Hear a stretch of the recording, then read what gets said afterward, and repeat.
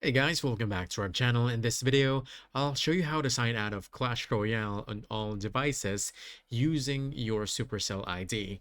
The great part is you don't even need to open the Clash Royale app itself. Instead, you have to open the email account linked to your Supercell ID. So let's log out of here and then look for your email. I use Gmail here. Now search for your inbox for Supercell ID. Look for an email, any email that notifies you whenever a new device has been added to your account. As you can see, I'm looking at a 2024 email. All you have to do is open that email, scroll down, and you should see a pink button that says, "This is not my device." Tap on that and it will take you to a page where you'll see the option to log out on all devices. Once you confirm, your Supercell ID will be signed out everywhere, including Clash Royale. And that's it. We hope this video helped you out. Like and subscribe to our channel for more helpful videos. Thanks.